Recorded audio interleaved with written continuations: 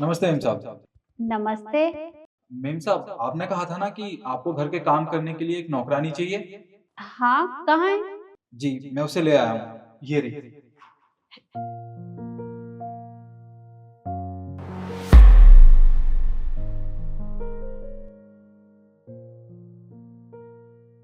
माँ। इसको ना घर के सारे काम करने आते हैं, खाना बनाना, झाड़ू पोछा, बर्तन, कुछ भी करवा लो इससे। ठीक है, तुम जाओ। जी। तुम रुको।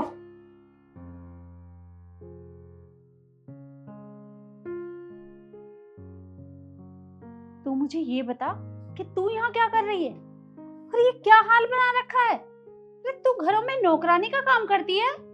माँ, आप मुझसे कुछ नहीं पूछे तो ठीक रहेगा, पर आप मुझे एक बात बताइए, हम तो गांव में रहते थे ना, फिर आप शहर में कब आए? गांव में रहने लायक छोड़ा तूने हमें? अरे तू तो शादी वाले दिन भाग कर आ गई थी। तूने हमारे बारे में सोचा कि हमारा क्या होगा? अरे लोग तरह तरह की बातें बना रहे थे, सब लोग हमें ताने मारते थे, घर से बाहर निकलना मुश्किल हो गया था हमारा, कितनी बदनामी करवा दी। अरे इसीलिए हमने गांव छोड़ दिया और यहाँ शहर में आ गए। पर ये सब छोड़, तू मुझे ये बता कि तू यहाँ क्या कर रही है और ये क्या हाल बना रखा है? माँ, मैं अपनी हालत की खुद जिम्मेदार हूँ, मुझसे बहुत बड़ी गलती हो गई। उस दिन मैं घर से निकली तो थी, लेकिन उसके साथ साथ मैंने बहुत सारे पैसे और गहने भी रख लिए थे। माँ, उसने कहा था कि अगर मैं वो सब उसके लिए लेकर आऊंगी तो हम दोनों बहुत खुशी से रहेंगे, हम दोनों शादी करेंगे, अपना घर बसाएंगे, हमेशा साथ रहेंगे। लेकिन लेकिन वो सब झूठ था माँ, उसने मुझसे झूठ कहा। मैंने सब कुछ दे दिया उसे, सब कुछ, लेकिन वो सब लेके उसने मुझे छोड़ दिया और वापस कभी नहीं आया। माँ, मुझे कुछ समझ नहीं आ रहा था, मैं क्या करूं, कहाँ जाऊं।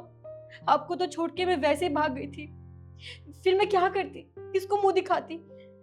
और माँ, मैं घर आई थी, मैं आई थी, पर घर के बाहर मैंने पुलिस को देखा, मैं बहुत डर गई थी माँ, फिर मैं वापस चली गई।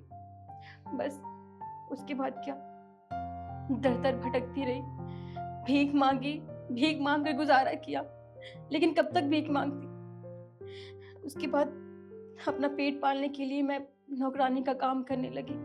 बस तब से यहाँ वहाँ जहाँ जो भी काम मिल जाता है बस कर लेती हूँ, और 2 वक्त का खाना मिल जाता है। लेकिन मुझे ये नहीं पता था कि आज इस हालत में मेरी मुलाकात आपसे होगी। बस। देखा बेटा, अरे मैंने तुझे कितना समझाया था कि ऐसी गलती कभी मत करना, पर तूने हमारी एक बात नहीं सुनी। अरे कितना अच्छा रिश्ता ढूंढा था तेरे लिए, कितना अच्छा लड़का था, कितना अच्छा परिवार था, पर तूने भाग कर शादी कर ली। एक बार भी अपने माँ बाप के बारे में नहीं सोचा कि उनके ऊपर क्या बीतेगी। बेटा, माँ बाप कभी अपने बच्चों के बारे में बुरा नहीं सोचते, पर पता नहीं बच्चों को क्या हो जाता है, जो माँ बाप की इज्जत के बारे में बिल्कुल भी नहीं ख्याल करते।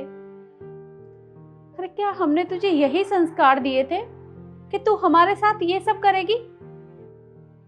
देख बेटा, तेरी ऐसी हालत हो गई है, एक काम कर, तू अंदर आ, अंदर बैठकर बात करते। नहीं माँ, अब मैं आपको और परेशान नहीं कर सकती।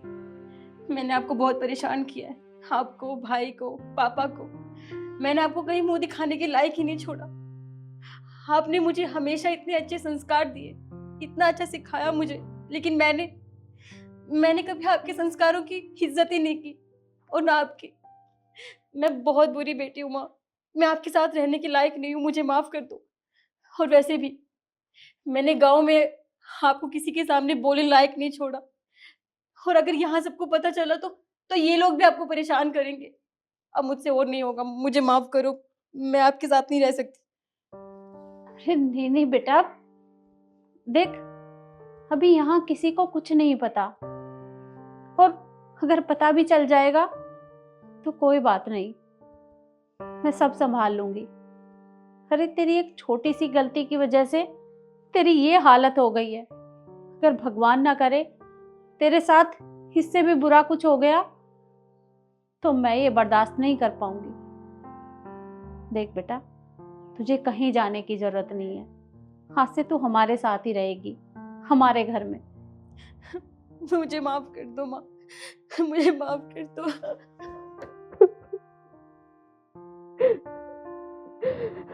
बस बेटा, चुप हो जा। देख, तू चिंता मत कर। और रही तेरे बाबूजी की बात, उन्हें मैं अपने आप समझा दूंगी। वो भी गुस्सा है, बाद में मान जाएंगे। पर अब से तू हमारे साथ ही रहेगी। ठीक है।